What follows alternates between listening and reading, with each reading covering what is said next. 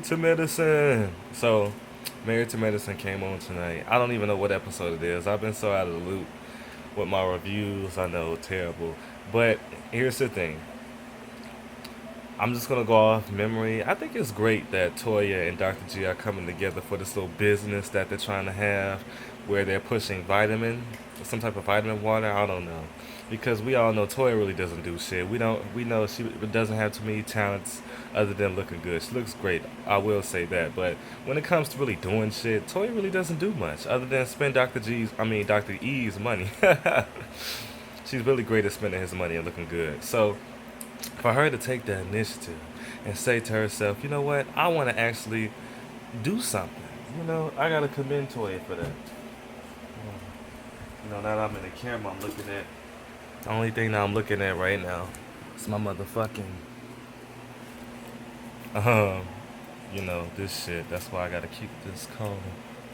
Not that it'll really make a substantial difference, but still, just to say I did something.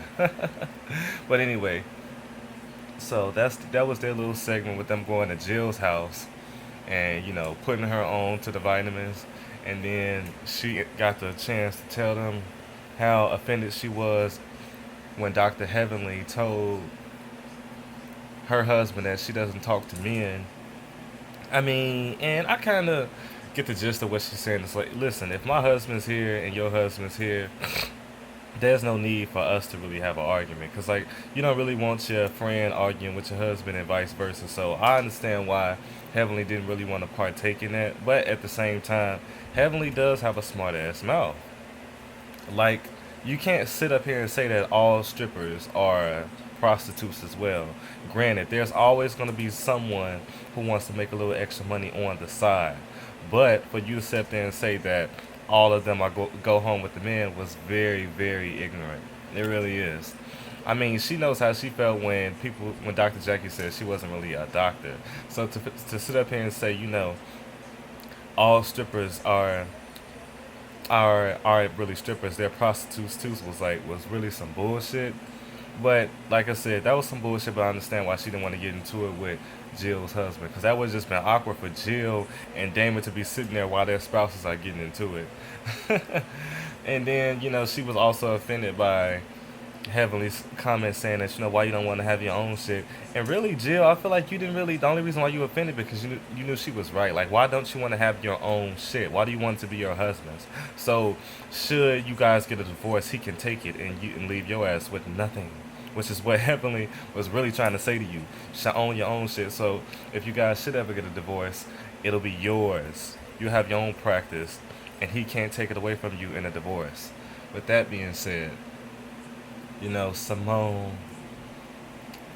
I'm really just going off memory, you guys. It's really hard for me to remember this shit. But so Simone was having this basketball party, which I thought was a great party, and she told Lisa that she wasn't invited because she was inviting Quad, and to me, I just felt like well, I'm gonna invite both these hoes. They know I want them to be there. If they don't come, then they don't come. I mean, it's not like you throwing Quad a birthday party and she don't show up because Lisa there. This is a basketball thing, so therefore it really shouldn't make a difference who's there because it's for the kids.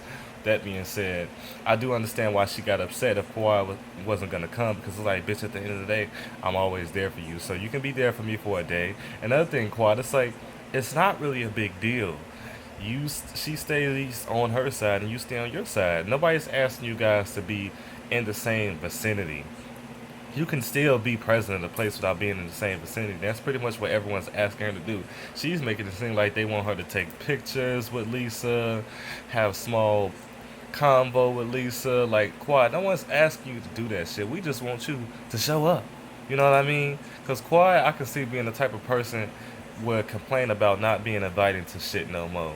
Then making it this big thing that nobody's inviting her to their events anymore. But it's like, ho, when we invited your ass, you didn't want to show up because Lisa was there. Now you feel that you're ready to come and the invite stopped coming in, you want to be upset. You can't do that. Furthermore, she had this little picture perfect pup event. And, she invited the hoes. The hoes came. I think the only hoe that had a dog was Heavenly, who we never seen before. I mean, we've seen everybody else's dog on the show. We've seen Oh wait, Mariah didn't have dogs. We seen Toya's dog. We seen Quad's dog. And god damn it, look at that. That's gross, isn't it? We've seen everybody's dogs, and then now Heavenly's dog is just now making a debut. Or maybe that wasn't her dog. That was just a dog there that Allura was playing with. It won't fucking Jesus Christ. But anyway, so Heavenly was trying to talk to Quad about it, and it's like, listen, see, if Quad would have went off on Heavenly, I would have been on Quad's side because it's like, bitch, this is an event that I'm throwing about my business. I'm not here to talk about Lisa Nicole. Like, can we talk about that some other place, not a place where I'm trying to be the hostess for the mostest, and you coming to me talking about Lisa ass. Like, don't ever talk about that bitch right now. And I really loved and respected how Quad handled that with that guy, who I think just wanted his 15 minutes of fame, because that was a bold thing for him to say on camera. Like, you come out of nowhere, and it was just so. It was like, oh, she needs to worry about where her husband is sleeping with me. What? It was like, are you kidding me? Why? Why would you tell me this? And like, Quad, even though she's not Lisa's friend right now, she did not run with that information. She did not make it a big spectacle that he told her that. She didn't go run and tell the rest of the hoes that this guy, this thirsty guy, in my opinion, came over there talking about something. He's been having a sexual relationship with Darren. Like, that was just like so out of pocket.